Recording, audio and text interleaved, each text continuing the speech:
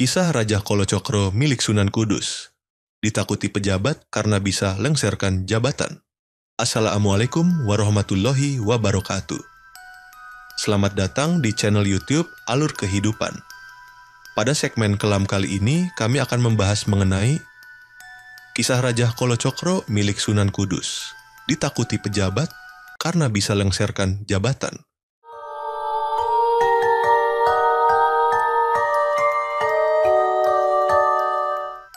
Masjid Menara Kudus yang memiliki nama resmi Masjid Al-Aqsa, Manarat Kudus, adalah masjid kuno yang dibangun oleh Sunan Kudus sejak tahun 1549 Masehi atau 956 Hijriah.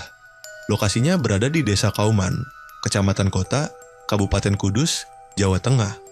Ada keunikan dari masjid ini karena memiliki menara yang serupa bangunan candi serta pola arsitektur yang memadukan konsep budaya Islam dengan budaya Hindu-Buddhis sehingga menunjukkan terjadinya proses akulturasi dalam pengislaman Jawa. Sehari-hari, peziarah berkunjung ke masjid ini untuk beribadah sekaligus ziarah ke makam Sunan Kudus yang terletak di sisi barat kompleks masjid.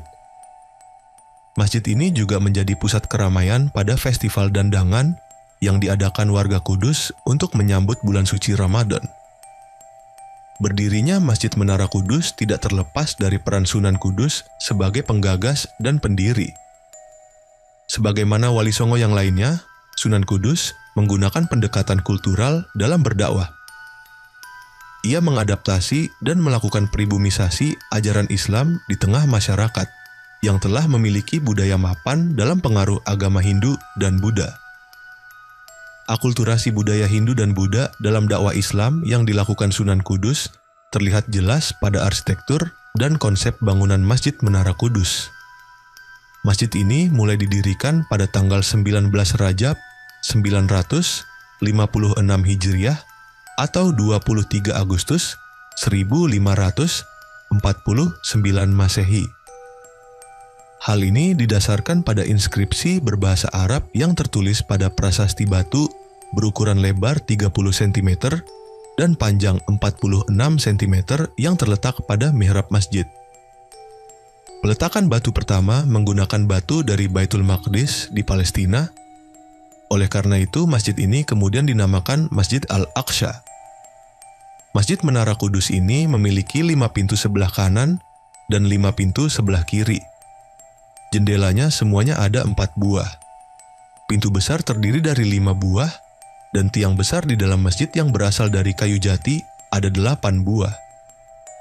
Namun masjid ini tidak sesuai aslinya, lebih besar daripada semula karena pada tahun 1918 telah direnovasi. Di serambi depan masjid terdapat gapura paduraksa, yang biasa disebut oleh penduduk sebagai lawang kembar. Di sisi lain, masjid dan menara Sunan Kudus juga menyimpan cerita sejarah yang menarik dan masih diyakini masyarakat hingga sekarang. Ada cerita mengenai sebuah Raja Kalacakra atau Kolocokro yang berada di pintu masuk kawasan Masjid Menara Kudus. Konon keberadaan raja tersebut hingga saat ini masih ditakuti oleh para pejabat di negeri ini. Sebab raja tersebut diyakini bisa melengserkan pejabat yang melintasinya. Sunan Kudus memasang ajian Raja Kalacakra di pintu masuk utama ke area komplek Masjid Menara dan juga area yang kelak menjadi makamnya. Dari cerita turun-temurun, diyakini Sunan Kudus pada dahulu kala memasang Raja Kolocokro karena tidak suka dengan orang yang memamerkan kekuasaan, memamerkan jabatan atau penguasa yang tak amanah. Konon, bagi pejabat yang berani melewati pintu gerbang depan kompleks Masjid Menara dan makam Sunan Kudus, maka dirinya akan lengser dari jabatan yang diimbannya, atau kesaktian, kedikdayaan, dan kekuasaannya akan luntur. Karena itu, hingga kini dipercaya, banyak pejabat yang enggan berziarah ke makam Sunan Kudus maupun Masjid Menara, sebab mereka takut jabatannya akan luntur atau lengser. Raja Kolocokro dipasang oleh Sunan Kudus sebagai upaya memediasi konflik pewaris dinasti Kerajaan Demak. Sunan juga ingin menghindarkan Panti Kudus atau pesantren yang diasuh Sunan Kudus dari pengaruh politik. Setelah wafatnya Pati Unus, Sultan kedua Kesultanan Bintoro Demak, penerus tahta berikutnya, yakni Sultan Trenggono, tidak didukung sepenuhnya oleh kalangan internal. Pasalnya, ada dua sosok yang berkonflik, yakni Sultan Hadiwijaya dengan Aryo Penangsang. Kisah Raja Kretek, Misbro, dari Kudus yang diabadikan namanya dalam pidato Bung Karno. Ketika konflik itu, kedua pihak menemui Sunan Kudus untuk meminta nasihat. Sunan menghendaki semua dikembalikan pada titik nol, yakni meninggalkan posisi politik, jabatan, ataupun kekuasaan. Hingga kemudian Sunan Kudus memasang Raja Kolocokro untuk mengosongkan semua kekuatan, kedikdayaan, dan kekuasaan bagi pihak yang melewati pintu Raja Kolocokro. Aryo Penangsang yang datang ke Sunan Kudus justru melewati pintu itu hingga hilang jabatannya. Selain di pintu masuk Masjid Menara Kudus, Raja Kolocokro juga kabarnya terpasang di jembatan Tanggulangin. Entah di mana posisi Raja Kolocokro berada, yang pasti keberadaannya juga ditakuti oleh para pejabat di Nusantara. Konon bagi pejabat yang mau berkunjung ke Kudus, mereka pantang melewati jembatan Tanggulangin dan lebih memilih untuk memutar mencari jalan alternatif. Ini lantaran bagi pejabat yang nekat melewati jembatan Tanggulangin, maka bisa saja lengser dari jabatannya. Beberapa presiden Indonesia juga pernah lengser gara-gara berkunjung ke Kudus. Dalam sejarah yang berkembang di masyarakat, Presiden pertama Republik Indonesia Soekarno pernah datang berkunjung ke Kudus. Bung Karno sempat mengunjungi Masjid Al-Aqsa di Komplek Menara Kudus untuk melakukan salat. Namun, tidak ada data otentik terkait kedatangan sang proklamator ini ke kota Kretek. Baik tahun kedatangannya maupun tujuannya datang ke Kudus.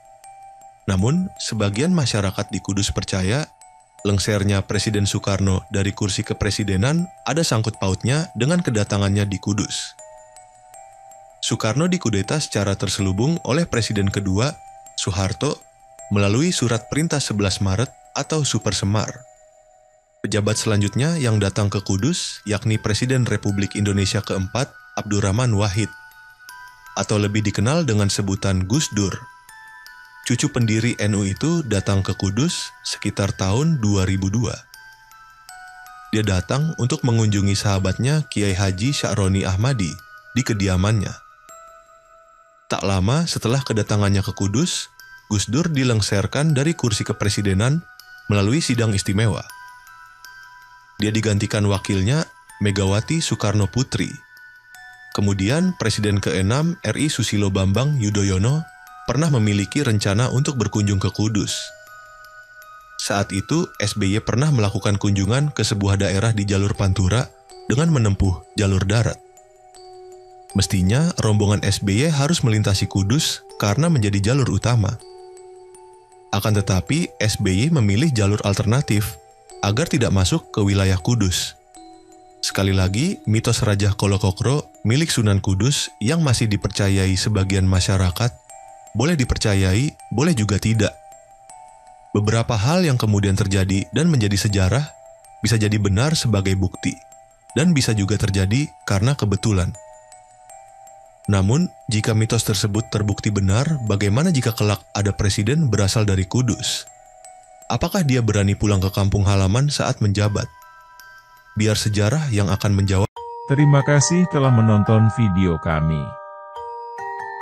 Untuk kawan-kawan alur kehidupan silahkan subscribe, like, komen dan share.